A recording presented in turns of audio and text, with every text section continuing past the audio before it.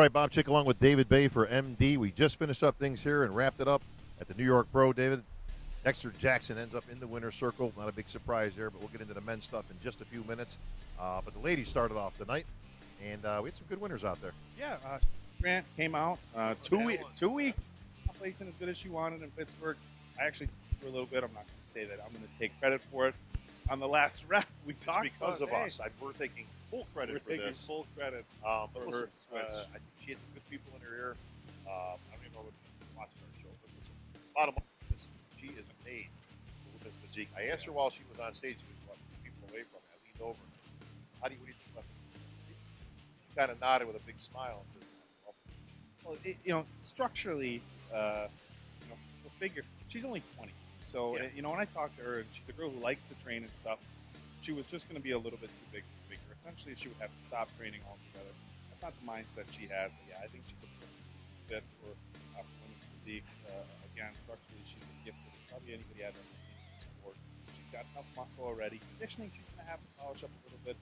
Ashley Hadley, the girl who got second place, definitely better conditioning technique and the overall package. I think people are excited to see her in the winner's circle and excited to see her kind of move forward in this division and see what she can do. I'll tell you this. I mean, you talk about good strategy, and this is a good lesson for anybody out there who's kind of in that halfway mode. And maybe I should go to this class or this class.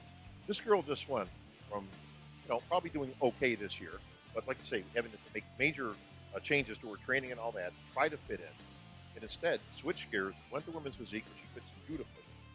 Won an Olympia qualifying event. We're going to see her now at 20 years old on the Olympia stage of women's physique, and I'll tell you what, she's got enough time, especially at her age, and she can make improvements from now till September, David. This girl could be in the top 5 easily. I don't see any reason whatsoever why she won't be in the top 5. If you look at the top 5, no disrespect to the girls that were there this year. Structurally, and again, no disrespect, but I think she's probably better taller. She's going to have to work on conditioning and presentation, but if she gets those things down, no reason why she can't be in a top 5 spot at the Olympia, pushing the top 5. Angelica Teixeira, who looked great this morning, obviously won here tonight as well. She looked great. We'll see her on the Olympia stage. So that was doing that for bikini into figure. Figure, a little bit of a surprise. Everybody kind of figured Sydney Gillen coming in, big one in Pittsburgh. She looked her absolute best in Australia earlier on this year. Brittany Campbell came on with the win. A little bit leaner than Sid. Structurally, I think Sid is still maybe a little bit better, but she looked just a bit soft for her. I know she's got a busy schedule with all the fiber stuff going on. But Brittany's fantastic. And, a name that I'm not familiar with, but it was good seeing a new face on stage. Somebody that can do very well in the IFBB. All right, well, classic physique. The gentleman took the stage. It was a rematch of last week in Pittsburgh between Arash and Dazzlin' Baron Charles. Arash in the winner's circle again, just nipped him at the line. Yeah, he really has a classic physique, and it's definitely not a knock to Durham. Durham, to me, I still see a downsized bodybuilder where Arash has, he's got a real nice flow to his physique. His conditioning was good. Nice sweeps on his quads. Not a massive guy, but definitely a good fit for this classic physique. And as we move forward into 2016, we're starting to see more and more guys that really fit this division. We're seeing some guys that we look at them and we say, well, you're not really classic. You just fit the height weight class. And we see other guys like Arash where it's like, this is what the division is. Ward Shorts division, it was George Brown taking it all. He looks great, man. I tell you what, that kid is good. And we'll see him in Las Vegas. Yeah, George won here last year, wanted to come back. He was already qualified for the Olympia, wanted to get another win under his belt, wanted to repeat here in New York and defend his title. He did that. Pretty clear winner. All right, on to the 212, and of course it was Guy Cisternino in the winner's circle there. Once again, he's had a great year so far. Yeah, good place at the Arnold, coming here, defending his title in New York. The guy's going to have a good head of steam going on in the Olympia.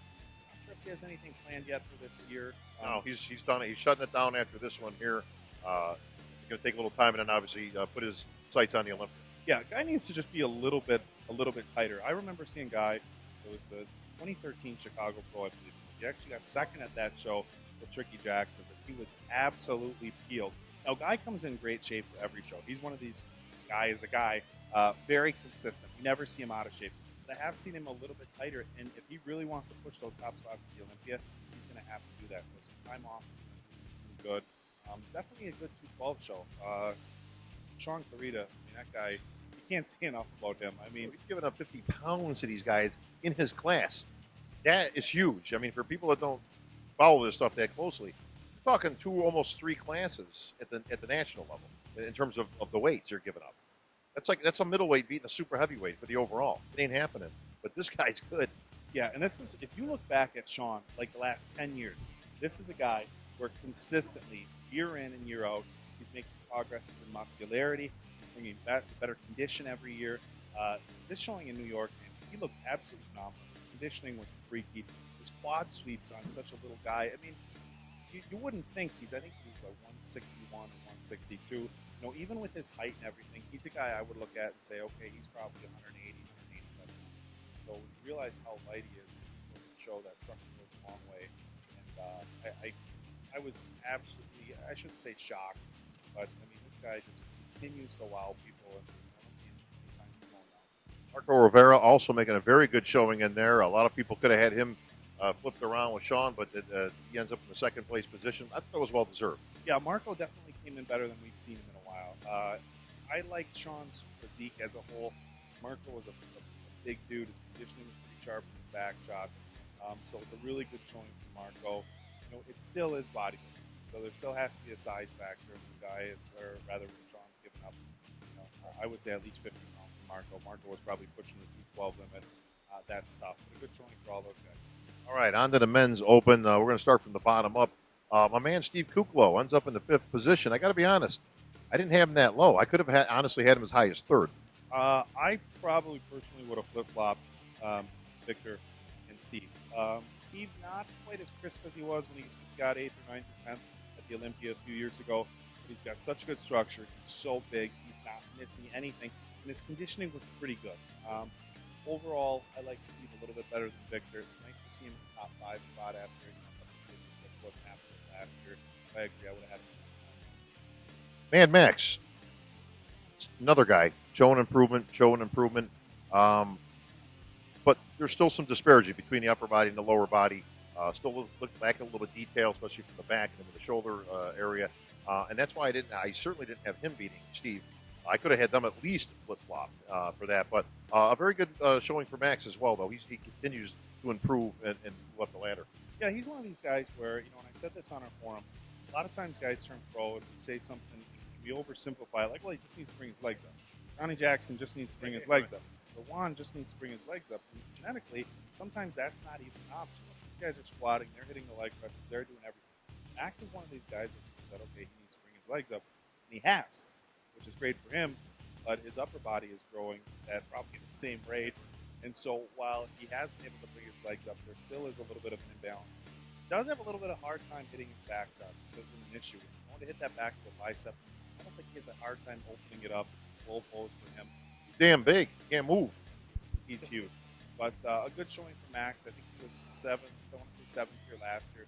He moved up to the top 5, and I'm really happy with it. And a little bit higher than that last year.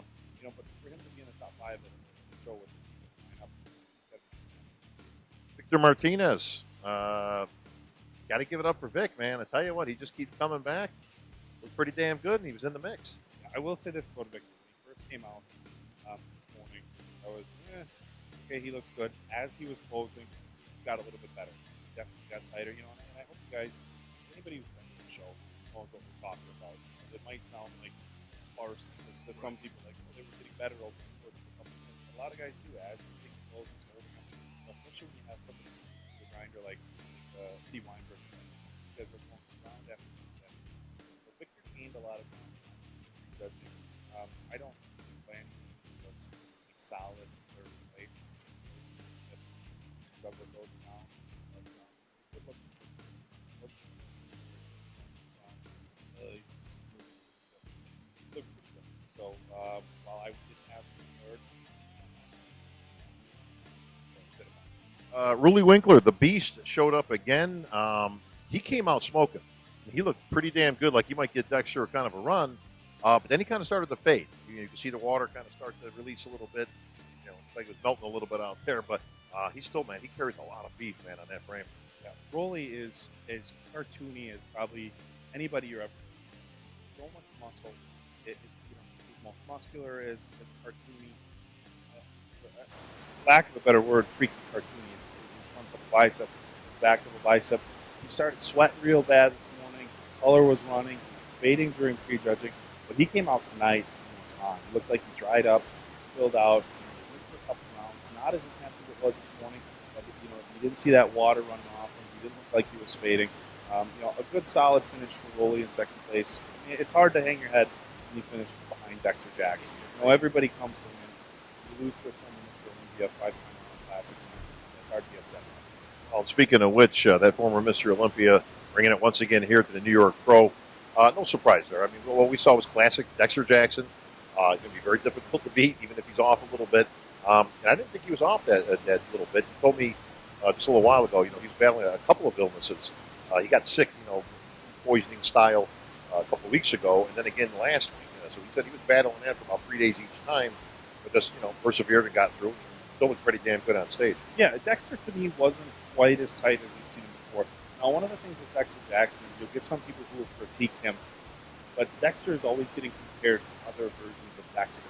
Bodybuilding is we judge who we have on the stage today. So an off Dexter, he still beats all these guys. Was Dexter as razor sharp in his back shots as we've seen him before?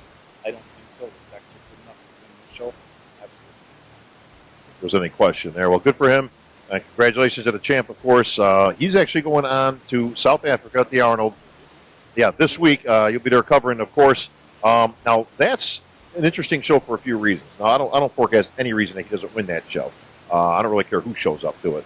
However, he's chasing the all-time title held by Ronnie Coleman. If he wins South Africa next week, he actually ties the record right now. Let me tell you something.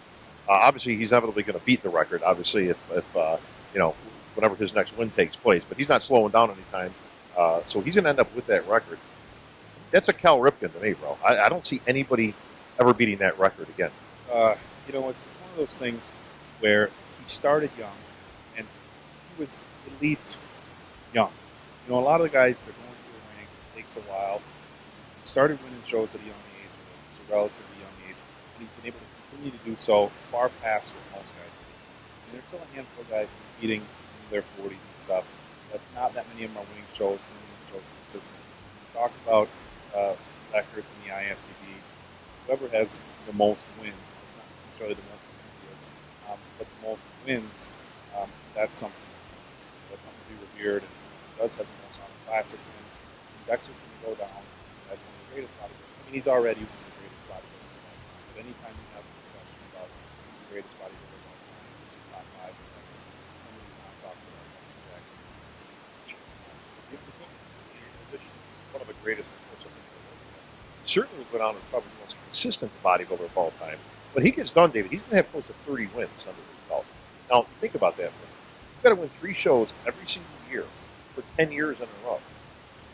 Like I said, that ever get broken, but, listen, hats off to Dexter for doing what he's able to do, able to bring it consistently. Obviously, we're going to see him after South Africa. He's going to shut it down, and then, of course, we'll see him on the Olympian stage. With Kai Green, God knows where in the Olympia, whether he'll be there or not, Dexter really has a little bit of fire in there because as one less guy he's got to be. And he really puts him in a position where we might have a rematch again this year with him and Phil on stage. And listen, he says anything can happen out there.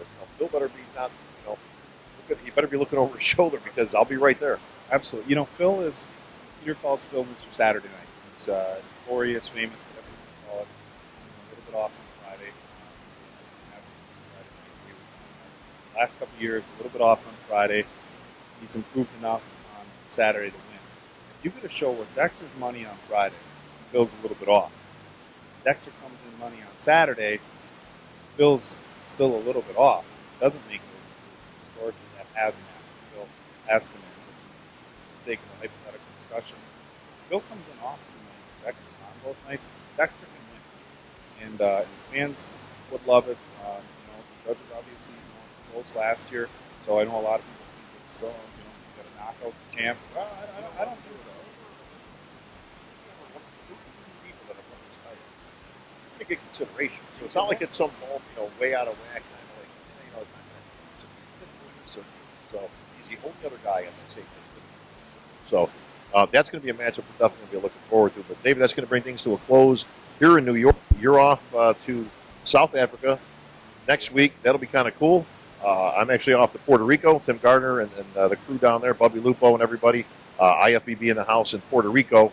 And then Toronto, of course, Ron Hache, his crew up in Toronto for the Toronto Pro Super Show. So we've got a whole season ahead. But we'll catch up this week. Of course, a new TLR I'm sure we'll be putting out. So we'll be talking about a few other topics in there. That's going to wrap things up here in New York. David Bay, I'm Bob Chick. We're out.